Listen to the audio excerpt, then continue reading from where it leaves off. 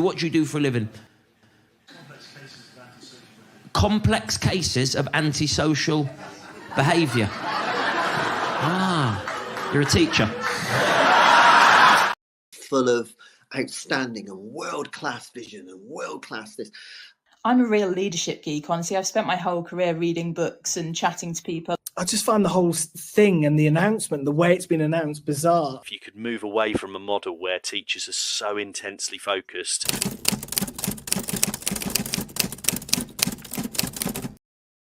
Good evening and welcome to Thursday's edition of Education Tonight. And we just thought we'd play that to the start just to mix things up. But that basically kind of sums up what we've been thinking over the last couple of days as we go into tonight's show, thinking first of all about basically what the hell's going on with Year 9. What is going on with Year 9? And then a second, what the hell is going on? We're going to look at Now Teach, and we've got a guest coming on around kind of 8:30 to discuss the developments with Now Teach and teacher recruitment. But how's your week been, Brent? Well, not so bad, but just the usual mock exams, instilling standards, holding the line, answering the questions of why. Why do I have to wear a blazer? Why can't I shave my head? Why can't I do this? Why can't I do that? Why can't I answer back? Just spend my whole life just sort of having those conversations this morning in assembly, trying to correct pretty much quite a few Year 9s who are half asleep, zombies. And I was thinking about this show and you go, have I got this wrong? Is this just me? When you think of that thing, when you're a teacher and you think, is it just me?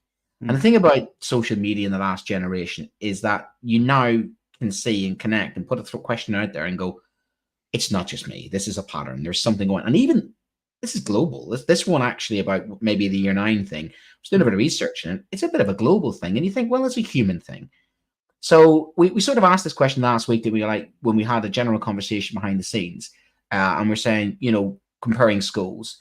And some of the Teachers Talk Radio team going like, come on, what's your Year 9 like? And it was literally like a litany of, pastoral heads in Year 9 are walking, pastoral heads in Year 9 are struggling. It's the one year group that, you struggle with.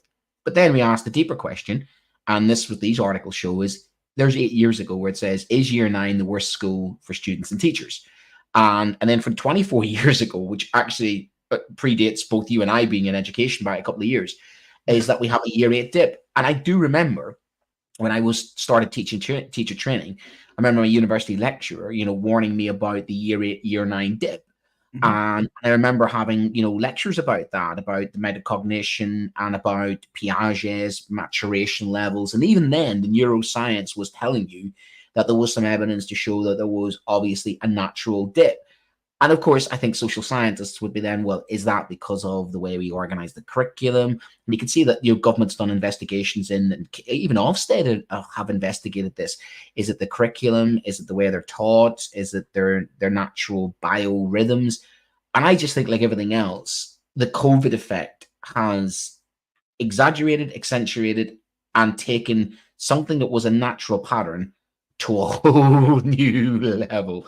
Or is it also social media? There's something going on with Year 9, and that's our kind of question tonight: is what is that something going on that it's above the level of baseline? I think we coined it. Then you and I, when we were having a conversation about this, we were saying Year 9 is the middle child year, isn't it? It's the kind of awkward middle child year, the difficult middle child, the difficult middle child that we always know and always have known is the difficult years. And that's the sort of like the middle child syndrome of, because they're not the sparkly, young, keen, enthusiastic Year 7s. And equally, they're not the driven, motivated Year 11s, who are, about to fly the coop. And the GCSE students Year 10. And I think Year 8s obviously have a little bit of this too as well. It depends on I think the student, maybe the school, and how things are organized.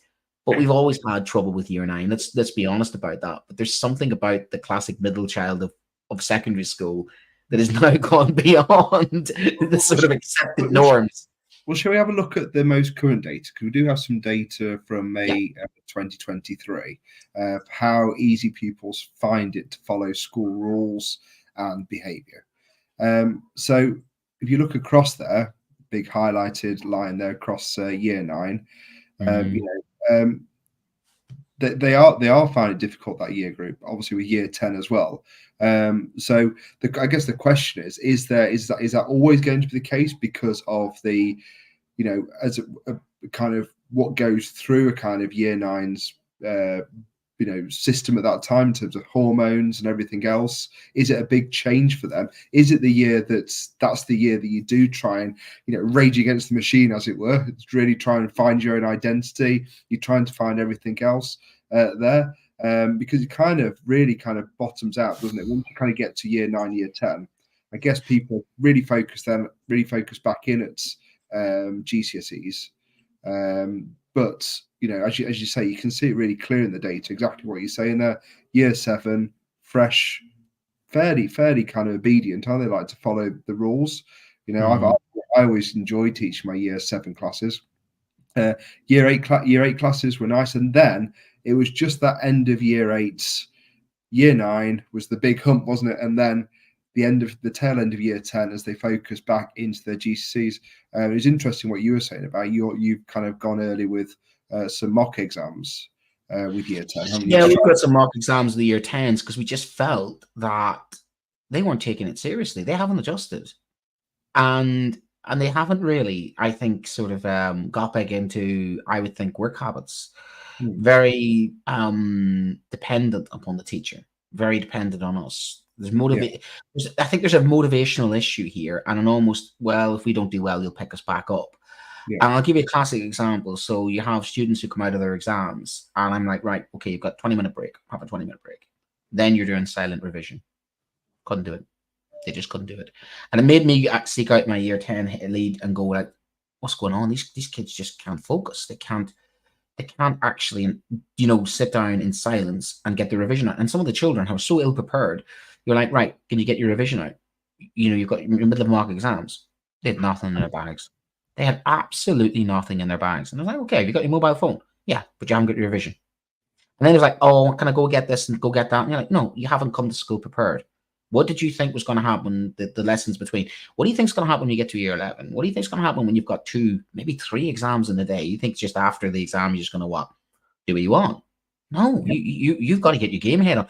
And that it was good to do that because it made me and it made us realize that we need to put some systems in place. We need to rescue some children now and not assume that they know how to behave, how to act, everything else. I think this is like a reset situation again after COVID, where we've got into bad habits and we've allowed the children to get into bad habits. And I think with year 9, there is how do I say it, a sort of a difficult cohort that then went through COVID, but there's something else going on that I can't fully understand, whether it's social media, cyberbullying, cyber safety, something just can't figure it out.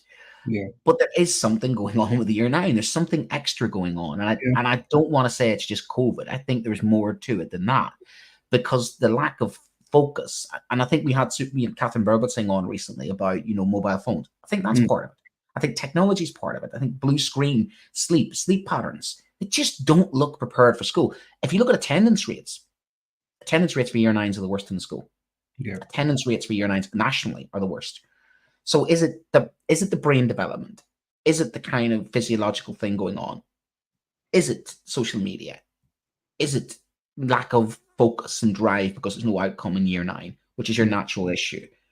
Or is there something else we're missing here that we just haven't fully got our handle on yet? And that's that's our hypothesis. There's a couple of models that have been tried. The last time I worked in a secondary school was literally just as COVID kind of hit. And that year 9 group that I had there, we decided that we were basically going to start their GCSEs. They'd chosen year 8. They weren't doing their GCSEs, but basically year 9 they were in their groups ready. They were in their subjects that they'd chosen, and they were kind of ready to go. Does that model still happen in secondary schools, or is that kind of fallen by the wayside? Well, again, Ofsted with the fear of Ofsted, schools are now discouraged by multi-academy trust level of doing the 3-year GCSE. That is frowned upon. And that is certainly one solution that some schools did employ, is that it gives you more focus and it gets the kids better prepared. But then do you then offset that? Do you offset that with they get to year 11 and they're bored of the course? I mean, the courses are meant to be 2 years. Mm. 18 months of that. And again, there's gender differences. I think there is massive gender differences between the boys and the girls, presenting in different behaviors as well. And again, that's like your maturation levels of girls are brain development wise about a year and a bit ahead of boys. And you've got a young boy in year 9 who's the youngest boy in year 9 versus the oldest girl in year 9. You're talking maybe 2.5 years brain development stage further on for that girl. And of course, it varies from child to child, socioeconomic.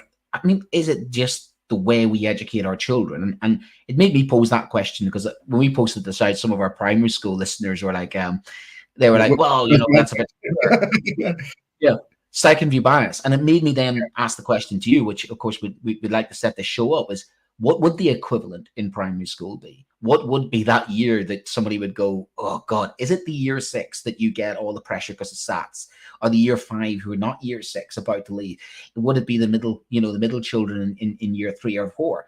Yeah. Or as one of our listeners, Paul, was suggesting, is it's the kids coming in, they're coming in with tablets addictions. They're coming in not able to tie their shoelaces, coming in basically being potty trained. If you're a year 1 teacher, what are you doing? The kids go from basically at home to, that must be such a difficult thing to do, to have all of those children at different stages because they've just basically been brought up in a different way. So it would be interesting to see, is there, and to our primary school listeners, the primary school people, is there a year group that is a lost, abandoned, difficult, the unwanted child, the middle child of primary school that seems to fit the model of the year 9? Is this a natural biorhythm, or is this a natural progression of children are not linear? We're just going to have to accept year 9 is always going to be an awkward year. And with society's changes, those awkward years are just going to get more awkward. But we have to respond to that then, don't we? We can't have all our pastoral heads walking out in year 9 and saying, please don't give me year 9. We need a solution, don't we? It's incredibly stressful for the pastoral teams. But if you could kind of wave a magic wand, what would year 9 look like to you? Do we need to rethink it completely? Do we need to think of maybe almost like an alternative curriculum that fits year 9? It could even be gender-based, couldn't it, with what you just said? Like, is there a male equivalent timetable that so they can just get in and just focus and let everything else settle down before they get to their GCSE years? You're right. It could be how they're taught. I mean, because now even those some schools aren't examining them at year 9. Yeah, they're subliminally saying, make your option choices. Those you have chose my subject. By the way, this lesson is going to be similar to next year. There's a little bit of that goes on with schools. I'm going to get you ready. I'm going to start the curriculum early, even though I'm not starting the curriculum early because I can't start the curriculum early, but I am starting the curriculum early. And how innovative are those lessons? How exciting are those lessons? Do they appeal to a brain that we know is getting rewired? And is that part of it? The children won't comply at that age because they are in that transitional, I like to call it, I've got a year 9 tutor group at the moment. God bless them. And I do call them sometimes the caterpillars, because, and I say, look, when we get to year 11, you're all going to be beautiful butterflies. But let's just get through year 9. And even that is me saying to them, let's just get through this year. But is that a subliminal, self-fulfilling prophecy? Because some of the behavior stats that I showed about that I researched in this is about year 9 don't like verbal praise. So the worst year group for verbal praise, but they are the best year group for point systems. Like some behavioralists, B.F. Skinner, they like getting rewards, but they don't want to be publicly praised. Is that because of their brain at that age at 14? And one of the things you have with that teenage brain is they're a bit more paranoid. They're a little bit more, you talking to me. They're a bit like Travis Pickle in Taxi, you're talking to me, I'm talking to me, that kind of set scene where he's like, you're talking to me, because you get that from year 9, don't you? You get the quick answer back, whoa, where'd that come from? And they are more sensitive, more touchy, just more on edge, more, is that the hormones? I'm answering my own question, I know it is, but we all know that, but what is making it even worse? What we think is we just keep carrying on, as that data says. This has been a perennial problem that's lasted our whole career, and it's not going away. So that's why I'm just interested in kind of strategies to think that is year 9 better taught almost like a college or something? where it's a bit more vocational. It's maybe in a different building to the rest of the school. It's its own kind of separate elements, whilst everyone kind of just calms down, because maybe they need that space. They might need a bit of a calmer environment. I would say more pastoral health and social care is needed, less Yeah. academic stuff, and more about learning, more about yeah, revising. just get them mentally and physically ready for their GCSEs. That's part of this. We don't need, because when I taught ICT, the year 7, year 8, year 9 was really like the third rotation of that knowledge with the old ICT curriculum. So I always thought that'd be much better if we just did something different there.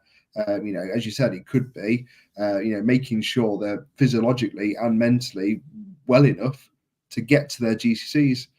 Just learning again how to do. I mean, in my case, at that point, is how to do another element of Microsoft Office. What I tend to do is I tend to do the more interesting things in history. The more linear it helps. I'm doing Holocaust. I'm doing. Today's lesson was derailed by, sir, how accurate is good Fallout going to be? I'm like, that's been turned into a TV series. Let's run with this. Fallout is a hypothetical world that would happen if certain events of World War II, which we're studying, didn't happen. It's sort of a parallel universe, and yes, some of it's accurate to a point where what a post-apocalyptic world would be. And from that came all of these questions about how nuclear weapons could be used. Would that be accurate? Could this and I thought to myself, you know what? I could go back to my lesson, which was why did Pearl Harbor happen? Don't know where that got to nuclear destruction, but I ran with it because they were asking questions and they were interested, and they genuinely were, because it's something they could relate to. And I thought to myself, again, with this, I thought, if I'm sticking dogmatically to my scheme of work, tick my box, I would be, I have my hand with this lesson. I better get back to that.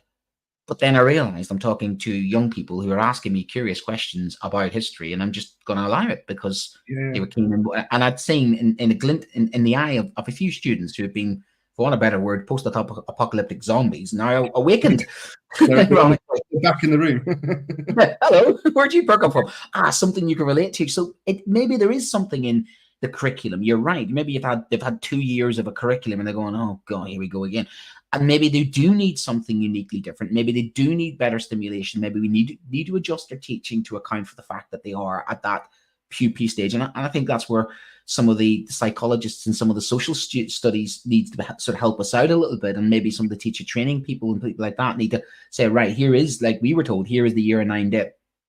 But this is what we're going to do about it. Because this is, if you know it's an eternal problem, I mean, what is the educational establishment doing about it? Because let's be honest, from all the feedback we've had, everybody keeps saying, everybody I've talked to in education says year 9 is the worst year. So, but it's what are we doing? If you speak to parents as well, is the year that everyone just kind of hangs on to everything. I'm about to kind of enter that period, and I know, and I'm on the cusp of it sometimes, and I'm kind of getting ready. We've already had a couple of big barneys already. We're already. Do you ever see Kevin, a teenager? I'm ready with my shield, kind of ready. I think this is the point where the dad's meant to kind of build a shed, isn't it, and just kind of disappear for a year. But I want to be kind of actively involved, but it is difficult. I get it from a parental point of view. So you're going to build a fallout shelter. Yeah, but I've spoken to so many parents over the table. Year 9 parents even. We're all the same. We're all like, we don't know what's going on. we're just hanging on, hoping we get to the other side. And that can't be the strategy. It can't be good enough that this whole year just gets kind of abandoned. Strap yourself in and go for the ride. You know what I mean? And just hold on. You're talking the week. Kind of what happens across Europe with school at this time? Why is that different? Think? Well, one of the things that's different across Europe is that they don't examine children at 16. Mm-hmm. They don't examine children at 16, so they don't have this kind of like, oh, you better get ready for your GCSEs. Oh, you better get ready for your GCSEs. They don't have that. They have a lot more. They're actually, they at least, we've got the most examined children in Western Europe, and I've often thought that kind of constant sort of pressure. Maybe year 9 is that release valve. Maybe year 9 not having any exams. So you think about SATs, you think about all that stuff. Maybe year 9 just having that free hit. They have, much like masking. Maybe year 9 is a masking year where they just go, right, nothing to do here, nothing to see here long, nothing expected of me. I'm just going to chill out for a year. Yeah, maybe it's I the know last. It's the last hurrah in school. Do you think? Is that Well, what if you, maybe kind of? well, because year 10, year 11 are examining, year 12 and year 11, they're basically going to be examined the rest of their life afterwards. And then, and that's where they do differently in the continent. You take the Finnish model, they go to school when they're 7 and have SATs and CATs and everything else. Maybe we've got the most over-examined children, stressed out children, and all of a sudden, when there is no pressure put on for academic performance, they just can't handle it. So maybe that is to do with something unique. Now, there is, and that across the world, this is an issue across the world. And I think that is definitely to do with the maturation levels and the transition of a teenager. Let's be honest, rite of passage. It is a rite of passage. Yeah. But the problem is, we all know that. We have known that for a long time, but this is getting worse. The direction of travel is showing that. And the behavior surveys in 2022, which they didn't do the same in 2023, if you look at all the graphs for that, consistently show year 9 is the lowest well-being, the lowest happiness, the least compliant, the more likely to be see things as unfair, the most likely to push back. They are bottom of the table when it comes to all of those behavior statistics. Lowest attendance, they are the least likely to want to go to school, more likely to get into trouble. Behavioral points are less. Every indicator in school behavior system says year 9 is a problematic year, more likely to push boundaries, more likely to get excluded, more likely to get into trouble. All of those things indicate that there is something about the developmental stage of children, but equally that schools haven't adjusted, adapted, or come up with strategies to actually. It's just the same, isn't it? It's literally the same. I don't think it's probably even changed since I was at school, to be perfectly honest with you. It's just I think operation kind of batten down the hatches and hope for the best, and let's sort it out in year 10. Oh, I sometimes hear this. Oh, they'll be all right when they're doing their GCSEs because it'll be more important to them. Or it's just kind of it's almost just like a lost, to me. It's that lost year, and sometimes you realise that when you get to year 10, what a missed opportunity. Maybe it's they just maybe focus on maths, English, and as you said, some really good solid PHSRE, and really get them to understand what is going on with themselves, society, where they fit. It's the fun element. It's the fun element. You get into year 7s and they're giggling, they're happy, they're funny. And it is the stereotypical of the sullen teenager, isn't it? It's that, and the well-being surveys show that. You ask, how they feel about themselves. Something happens, and there's a really good graph on that one, where it shows that year 7s, how they feel about themselves, really good, really, year 8's really good. Now all of a sudden, they go off the cliff in year 9, and they never recover. Yeah. It's just a slowly, steady downwards. And then you get that stereotype of like that teenager who lives in their room and goes, leave me alone. You don't understand me. And there is that aspect of it is a rite of passage.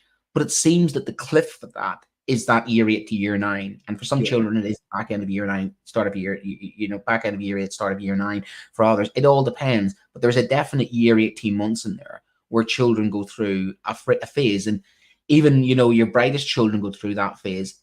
But something has changed. That's what I keep going back to. This is 20 years teaching experience has informed me of patterns. And as a social scientist, I love patterns. I love data. I love seeing, the changes in society. But it feels different. It definitely feels different. It looks different. Anecdotally, from my own experiences in my school, I can tell you year 9 is we're struggling. But we did struggle, funny enough, last year with year 9. And I still think we are struggling with some children in year 10 who we struggle with year 9. And it is neurodivergency as well, and a lot more. I'm seeing more children present with ADHD, neurodivergency, lack of focus, lack of being able to sit still. Even I was watching some of the year 9 boys this morning in assembly. They just had the inability not to listen. They couldn't listen. I literally had to give them the death stare, and the death stare was going over and pretty much doing the and it was and even then it was like, I know. It is. And I'm like, and they just couldn't do it. And I was looking around at the rest of the hall, and it was literally like, oh, sitting up, no problem. You could spot the year 9s. It was just, they were slouched. They were, and it was that, it's that kind of, that you get that Kevin the teenager, that Harry Enfield sketch. Where they turn, at midnight, and it's like they've got this kid, and all of a sudden, the midnight goes, and then it's like, And he plays that so well, doesn't he, Harry Winfield? I just wonder if that's it as well in the UK. Is it like a societal, are we kind of almost like wanting this to happen because we kind of set them up for it. We expect, what's a teenager do? Will they do the Kevin? Like even kind of a lot of people don't understand I've seen Kevin.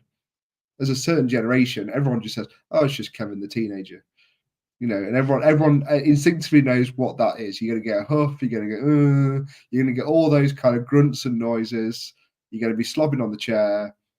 And then as Kevin, all of a sudden, there's a change almost immediately. And that 24-year-old news article from The Guardian said exactly that. What has happened to my shining, happy, wonderful, enthusiastic child has no longer been there any longer. And yes, that is eternal, and it is. We've all gone through it. I'm sure my own parents would probably. I think I'd never get. Yeah, definitely. I mean, the funny thing is, you'll get there, and this is what I'm witnessing now. Is all of a sudden you see your behaviour, kind of 30 years ago, mirrored straight back at you, and you go, and you kind of have a distant memory, going, I did that. And then you go, makes you want to say thank you to your parents and teachers for persevering, doesn't it? But it does, and I suppose that's my thing, is that I always leave the door, but it does validate some of the ideas of rupture and repair. It does validate some of the neuroscience of making sure that the paranoid, and we did a course on that which was really, really good, useful recently. We had a psychologist in talking about the teenage brain, the paranoia, the sort of everything's about them, and how they get so wrapped up. So I suppose there is help coming in a sense, but the problem with that is it does contradict. The argument does contradict a lot of our systems in schools about compliance. So on the one hand, we've got stricter systems in schools saying compliance. On the other hand, we've got these little human beings who are seeing compliance as, you will not make me comply, and rebellion. Is it a rebellion? That's what it is? But we'll come back to. I think we'll come back to that next year and say what's up with year 10, because there'll be year 9 and year 10. I think we'll but we're really keen to. We've got Matthew coming on with our now teacher story, so we're kind of keen to kind of hear his points of view. But this show is brought to you by Teach Well Toolkit. And it is a multi-award-winning company equipping school communities to build a culture of staff and pupil mental health. They are a DFE-approved provider of senior mental health lead program and have trained over 100 schools to date. Feedback has highlighted how beneficial schools have found the training and commented on how Teach Well Toolkit understands the mental health challenges faced by staff.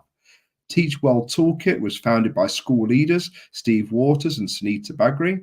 Sunita and Steve are qualified MHFA instructors and mindfulness teachers.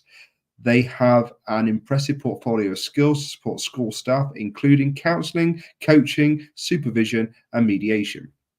By signing up to Teach Well Toolkit's Senior Mental Health Lead Training, you will have access to a fully resourced, unique program which will support you every step of your way in your role as Senior Mental Health Lead in your school. And as we've probably just said about year 9, that is probably needed for a lot of kind of pastoral staff and to get across to their pupils as well in year 9. But we want to kind of move on to this story about Now Teach, which has, in the height of a recruitment and retention crisis, unfortunately had the DFE have cancelled their. Well, you can see there, we're just highlighting kind of the starkness, and we've kind of shown this data before, and it just gets. Every time we've done a podcast on it, it just gets worse and worse. I don't think there's any kind of light at the end of the tunnel, unless, Brent, you are a classics teacher, and then it's all good.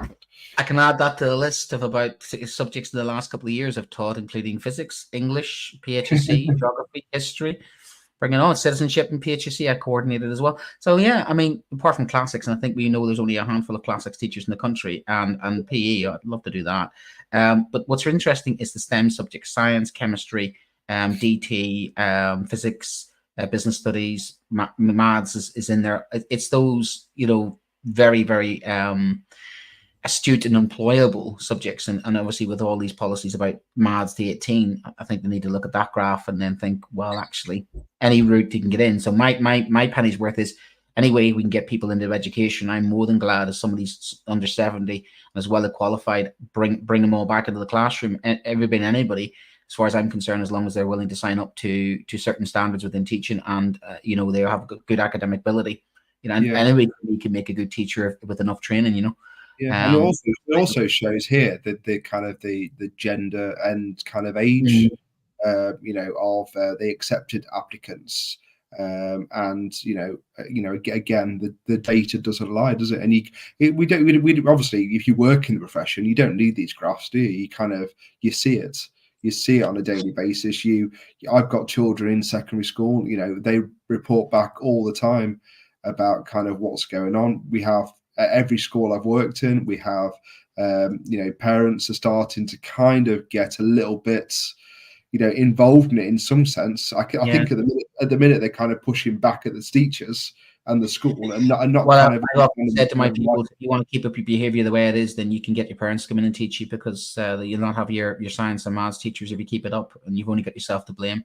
Yeah. But looking at that 50 years and above seems to be, more applicants coming in from industry and professions, and that's fantastic, because they bring a wealth of life skills, a bring of real world thing. And I've known many colleagues over the years who have switched careers and been very successful in teaching, and equally I've known people like myself who've gone into teaching in their 20s and still in teaching. So for me, it's motivation. If somebody's willing to do the job and comes into the job, I don't really care what age they are, as long as they're willing to be a teacher and take on board what we are.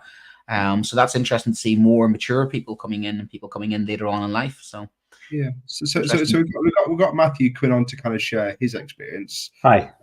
Good evening, Matthew. Good evening. Good evening. Good evening. Thank you for joining us. So you've come into teaching kind of later on in life, after being a TV journalist. Yeah. So maybe you can give us some feedback. We're not being ageist about this now, Matthew, just in case you're wondering. So, later on in life, it's like, we're similar age. Yeah. We're not being ageist by whatsoever. No, not at all. No, not at all. So, I mean, it's quite scary, really. This is my fourth year of teaching now. Time really flies. So I'm 49, 50 in August. And I was a broadcast journalist with the BBC for just over 20 years. And teaching was always one of those things that was in the back of my mind. Oh, I wonder if I could. Every now and again, I was never in front of the camera, always did stuff behind the camera. But every now and again, I got to go into schools to do filming, whatever. And I always used to look around, and there was this sense of community in the school that I thought, I really like this. They just see that there's just something about them. Anyway, and as often I think happens, people, you get to your 40s and you start looking around and think, okay, well, what next? What am I going to do?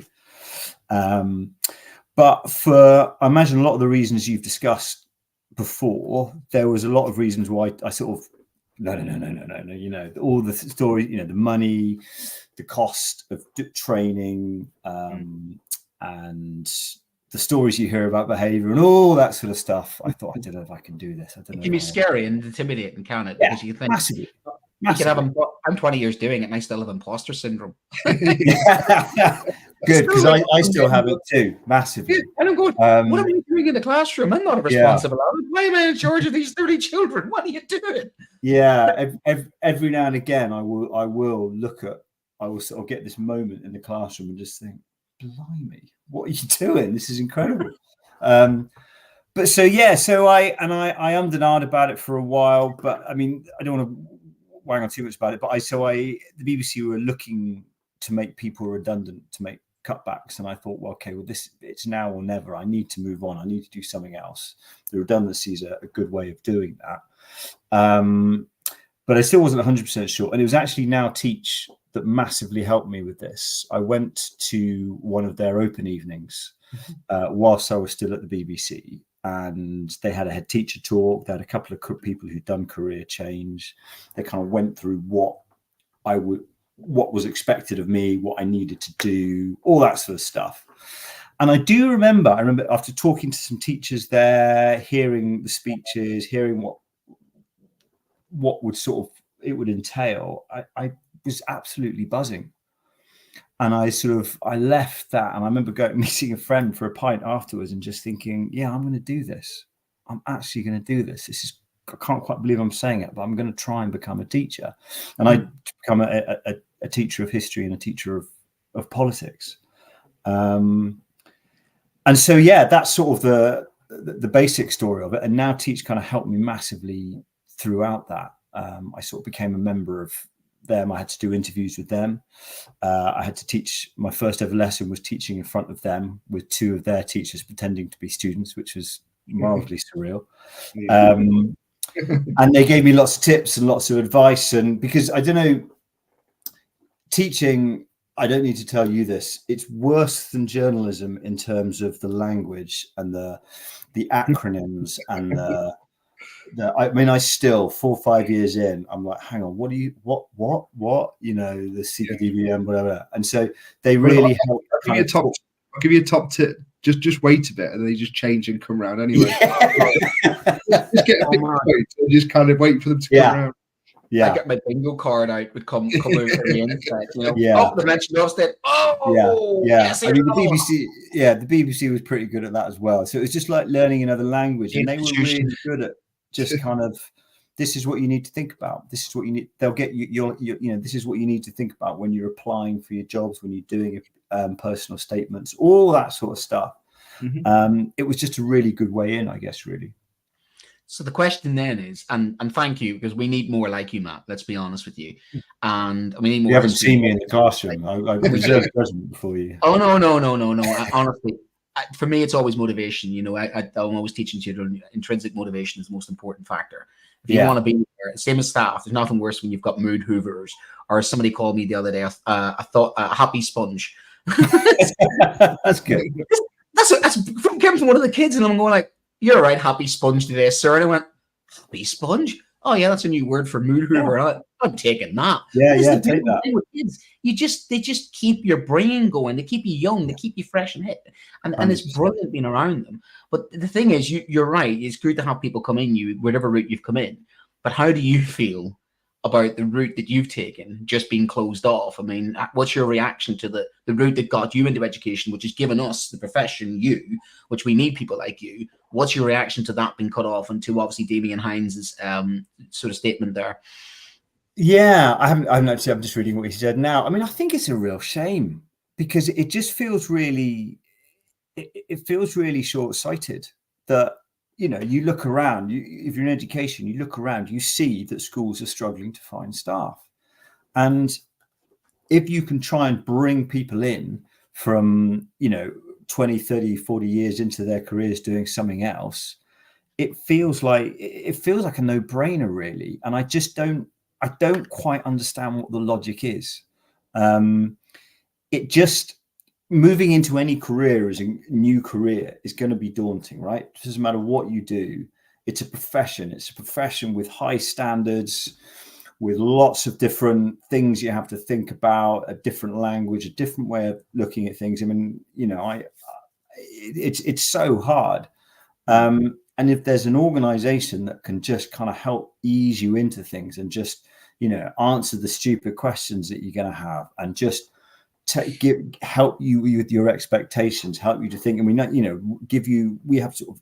I felt very lucky when I was doing my PGC. I loved doing it. I had sort of extra CPD from Now Teach helping me with other bits and pieces as well. It just feels, it doesn't quite make sense to me if your big drive is to bring people into education, which is what we need to do, I think. So yeah, it doesn't make sense to me, put it like that. I suppose what he's saying there is that literally it's about, they want to procure it. They don't think that what they're doing effective enough job, that it isn't big enough. So that's a sort of like they recognize the model, but they've said it's not efficient. And you're a contradiction to that, because for me, have you still in the profession after 4 years, as enthusiastic as you are, is a massive success, because retention is our problem, not just recruitment. Yeah. Retention is our problem. Yeah, And I think you've been retained because you got decent training.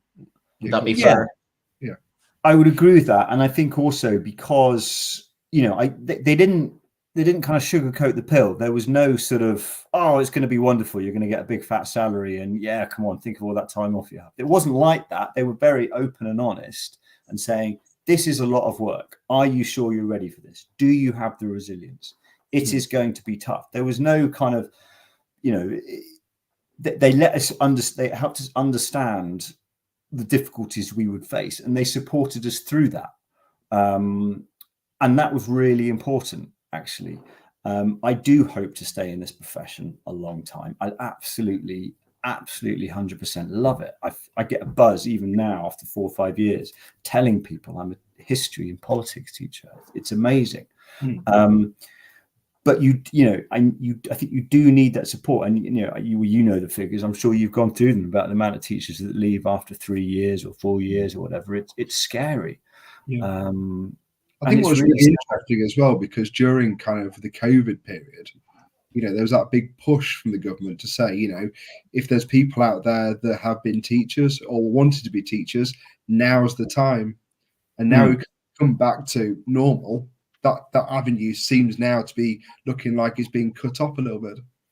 Yeah, it is. And I just wonder why. I mean, because it's not like we're any more expensive. You get the same salary. So I don't understand why. And I don't, I'm not a Now Teach representative. I don't have the figures, but I do, from what I can see when I go to their conferences and stuff, there are more and more and more teachers every year. I mean, they have an annual conference, and every year I go there, there's more teachers from such an incredibly sort of different wealth of backgrounds, which can only be a good thing for schools. I mean, I think it's brilliant. There's people from all different backgrounds, as you were saying earlier when you introduced this site, coming into education. It's such an amazing profession. It's such an important profession. And so you need to attract as many, people from such a wide variety of backgrounds as possible who can kind of, bring something to the party, basically. Yeah, and I think it makes education a bit more progressive as well, because we don't have that group think all the time. Then, if we have more people coming in from the outside, change is more likely. We've always been talking about how do we change things. We've just been talking about year 9, but if more people came in from the outside, they'll go, "Hey guys, what are you doing here? Have you thought about this?" And a different perspective, is always good, isn't it? Yeah, I agree. Just bringing in different ideas and different ways of thinking. I think it's great, and hopefully, I like to think most of my time at the BBC was sort of, because I teach politics. Most of my time at the BBC was as in sort of the BBC sort of political Westminster area. So hopefully, being able to kind of bring that experience into teaching is great, and it feels like I've got something to kind of offer there. You've got quite a bit of cultural capital there when you think, life experiences, you can relate to it. You can say to the kids, I've got those experiences, and you're a good role model then as well, because you have done those things. I mean, it's interesting seeing these 2 quotes here, if you can see them, which are completely opposite. Sacrificing excellent teacher training, recruitment schemes for pay rises. Absolutely bonkers. Short-term fixes shouldn't jeopardize the future of education. Invest wisely for a brighter tomorrow. And the backdrop of that is DFE access funding for recruitment program. Whereas we can see David Spendlove here going, no, Now Teach was one of the early vanity project policy reforms for the current government, was seen as a challenge. So this is a university provision versus other routes into education. Even though more hyperbole and substance being cut confirms the recklessness of the DFE and a lack of clear strategy. So you've got complete opposite there from of opinion saying, actually, this wasn't going to work. It was a bad idea. It's government. I mean, I don't understand that. I don't know why it would be a vanity project as such, because it's not like really the government sort of gave Now Teach, as far as I'm aware, hopefully Now Teach aren't screaming when I say it, but they sort of gave them money and said, right, off you go, find some teachers. Right. There are lots of different routes to education. I went through university. It was an absolute joy going back to university. I was one of the most best things of my training year was I was at the IOE. It was a wonderful place. So that, it's not like you're saying, no, we're not having any sort of university provision. It's just supporting you whilst you're doing it. there are many routes to teaching. I'm a big fan of university. I would always recommend any teacher trainer to go through that university and do the PGCE, to be honest. So I don't understand the vanity bit of that. I don't know. I mean, look, we all have different views and stuff, but I just There's a strong correlation, Matt. What I can deduce from this, a strong correlation from your willingness to wanting to learn to your willingness to want to become a teacher. It's that thing of wanting to be a good learner is also transferring into being a good teacher. And that's one of our selling points of the profession is you're constantly evolving and learning. You're constantly being challenged. My last story was 20 years I'm teaching year 9. I'm still trying to figure out what's going on with year 9. And I never will. And I never will. It's one of the exciting things. It's one of the things I really love about the profession is that there's this idea that you, as you say, teachers constantly do CPD, teachers constantly read, teachers constantly try and improve themselves because there's always huge amounts to learn, and that's so exciting. And to see, and I guess the beauty of a profession like this is you can sort of slowly see yourself progress and see yourself, well, actually, I can sort of do that now. It's not great, but I'm an awful lot better than I was this time last year, or whatever it is. And it's a wonderful feeling, actually. It's great. Yeah, it's really good. I love that question. There's a question at the end of Benny's tweet there saying, "Do we want teachers or not?" Yeah, and that's the point, isn't it? Right? I mean, we need good people in this profession. It's a tricky profession, and it's a profession that I think is often I find it quite annoying how sometimes it's a bit derided when people almost sort of saying to me when I told them what I was doing, they were almost referring to it as like some sort of lifestyle choice. It's like, you have no idea. What lifestyle? Like I'm off to do it. It's like the American sort of what they call the foreign service, or what do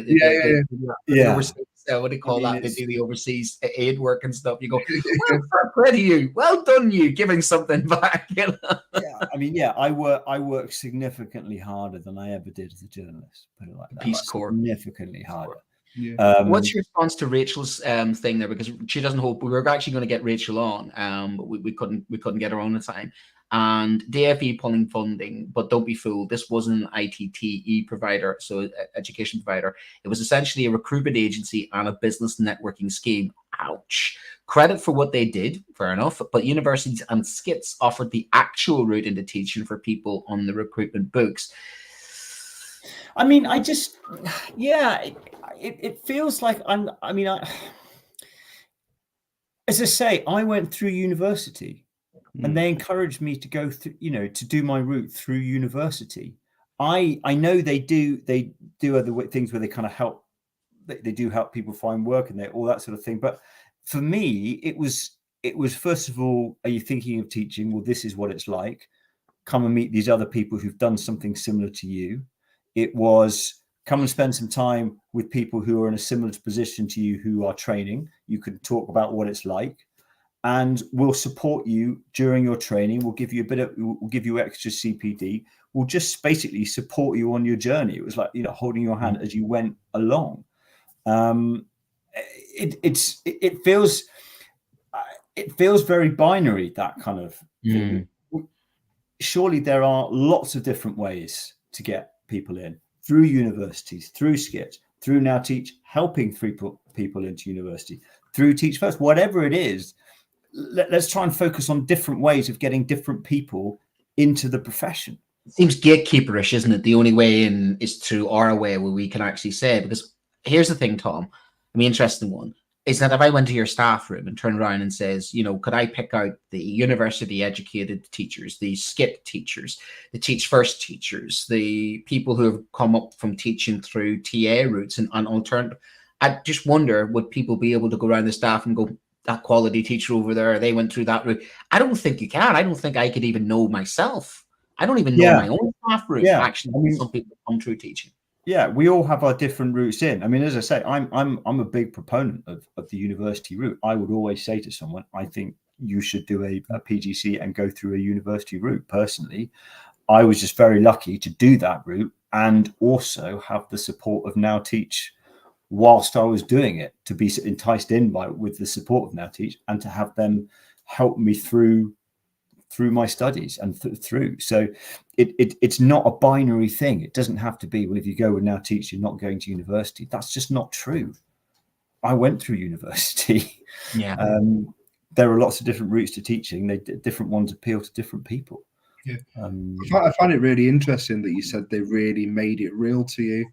We've commented before about the teacher adverts with the science teacher with the Bunsen burner. It's kind of like, okay, I didn't realize we had Bunsen burners in our school, but if making it real kind of helps you really kind of settle in and say, do I really want this? It makes you, doesn't it, really assess the situation properly and say, am I ready for this big step?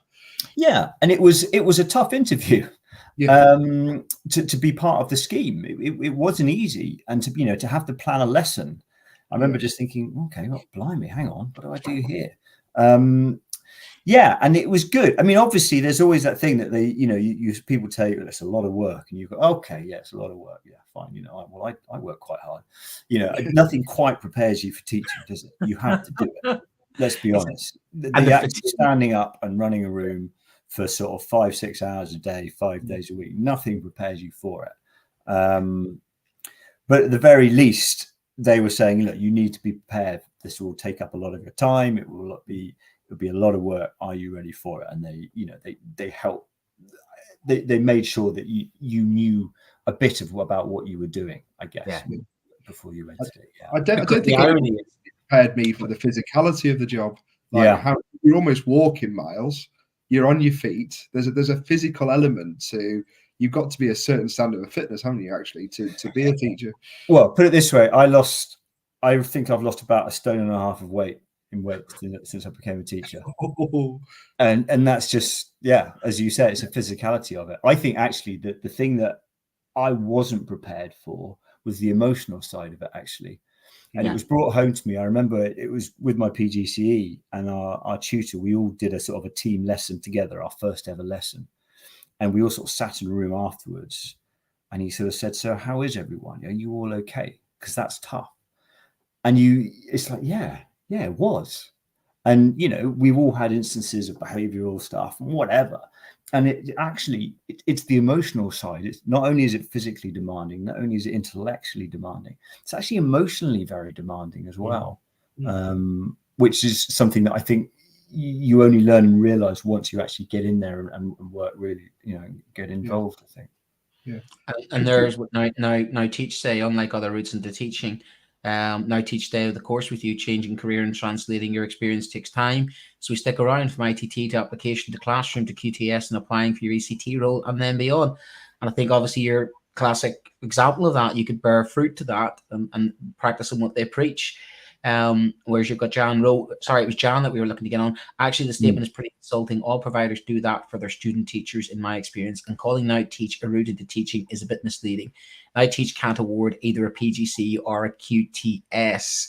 No, so there we have it, Yeah, no, they can't. But then that's not, as far as I'm aware, that's not their role. Their role is to support you in the teaching you to help you get that PGCE. I've no doubt if I contacted my PGC provider, if I contacted the IOE for support, they would give it to me. It just so happens also I have that extra support from Now Teach, which I feel very lucky to have. This is there are lots of routes in. They do stick around, and that's great. And I think it's important if you want to, as well as train new teachers, to keep teachers, to have that. It just feels the people you're putting up who are criticizing it, and obviously everyone has their own views. It just feels that it all feels a bit too binary to me. Like, well, it's either or. You can actually, let's just have some more people to the party. As long as you're getting people to the standard that the profession needs, and absolutely, I think a lot of the classroom need the cavalry. We need the cavalry. And people like you could be the cavalry. So, and that's it's easy and it's a bit like people criticizing teaching who don't teach, people criticizing what's going on in schools who don't live and work in schools. I'm getting a little sort of sensitive to the second guessing of why are you doing this, why are you doing that. And anything that gets people into the classroom is more than welcome, because we are in the middle of a crisis. Let's not beat about the bush. We're in the middle of an educational crisis. We are in a bit of a crisis caused by chronic underfunding, lack of recruitment, retention, all those issues, multitude, behavior. There's so many things. But certainly, if you're winning a war and a battle, I'm using some history and politics here. You need the recruitment, retention. You need the motivated volunteers to come in and actually muck out and to relieve people who have been doing it like me for 20 years, because it is getting harder and harder and harder to keep going when you don't see people coming behind you. Because what's then happening is that we get exhausted because we're asked to do more and more, and that goodwill. And I love my job, much like you, Matt. I love standing in front of, being the sage of the stage. I love standing in front of children. I mean, I've taught 2 generations of children in the same school. It's my community. I bleed that place out. It's my school. I mean, I love that little school that I've taught in for 20 years. And I put down roots in the community, and I'm teaching the children now whose parents have taught, and I can sit down at a parents' evening and look them straight in the face and know exactly who they are and where they've come from, and they trust me. That must be amazing. It is. The longer it goes on, the longer you do that, the better it gets. But also the harder it gets, and emotionally harder it gets. But it also comes at a price. Your work-life balance. You've got to say to yourself, is this still worth it? And it is. The balance sheet is still so much worth it. But we need help. We need more people coming in, because there's no doubt about it. Brent, can I just ask one more question before Matt gets, because we're running out of time? If you could speak to another 40-year-old who's thinking about being a teacher, what would you say to them? I would say, go into it with your eyes open. Go and visit a couple of schools, because teachers will always give you an honest answer about what it's like. But if you're still thinking about it, 100% go for it. I have never for one moment regretted what I've done. It's an absolute joy. Of course, there are difficulties. Of course, it's hard. But it matters, and that at the end of the day is why it's such a wonderful profession to be part of, I think. Brilliant. And my last question: what advice would you give to a teacher going into broadcast journalism? Enjoy the extra time. Right, brilliant. Thank you very much for your time, Matt. We really appreciate very much. Thank you coming on tonight.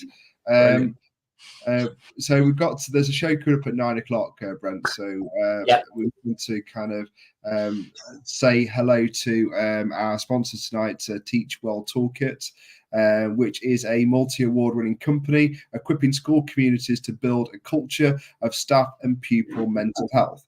They are DFE approved provider of the Senior Mental Health Lead Program and have trained over 100 schools to date. Feedback has highlighted how beneficial schools have found the training and commented on how Teach Well Toolkit understands the mental health challenges faced by staff. Teach Well Toolkit was founded by school leaders Steve Waters and Sunita Bagri. Sunita and Steve are qualified MHFA instructors and mindfulness teachers. They have an impressive portfolio of skills to support school staff, including counselling, coaching, supervision, and mediation. By signing up to Teach Well Toolkit's Senior Mental Health Lead Training, you will have access to a fully resourced, unique program which will support you every step of the way in your role as Senior Mental Health Lead in your school. So please check them out, and you can see the website there on the page for more information at teachwelltoolkit.com. So thank you for them for being our sponsors. Next week, if you want to apply to be a host at Teacher Talk Radio, please get your mobile phones out and scan the code below to get more information. And you can see the whole host of Teachers Talk Radio shows, and if you follow us on Twitter this week, you can see the top 10 shows. Didn't see us there, but that's maybe we'll get another one in another time. It's competitive, isn't it? Teach Talk Radio, we're going to get in the top 10. There's so many shows going on all the time. It's it keeps us on our toes to get into the top 10. But you can see them all there, and you can see how to apply to be a host as well. Next week we've got a really interesting show, because we've got Frank Norris from that's been really kind of prominent on social media this week, trying to get teachers to complete the alternative Big Listen after kind of his thoughts really that the Ofsted big listen didn't do the job at getting the information that's there. So I was backed by Big listen isn't listening enough, so let's have a bigger listen. We need a bigger listen. But so that's up next week. So if you have any thoughts on that or you want to get involved in that show, please tweet us, DM us, email Teachers Talk Radio, and let us know. Dead on an hour, Brent. It's 9 o'clock, so we're going to say goodbye and pass over to our colleagues on the other networks. Thank you. Good night. Full of outstanding and world-class vision and world-class this. I'm a real leadership geek, honestly. I've spent my whole career reading books and chatting to people. I just find the whole thing and the announcement, the way it's been announced, bizarre. If you could move away from a model where teachers are so intensely focused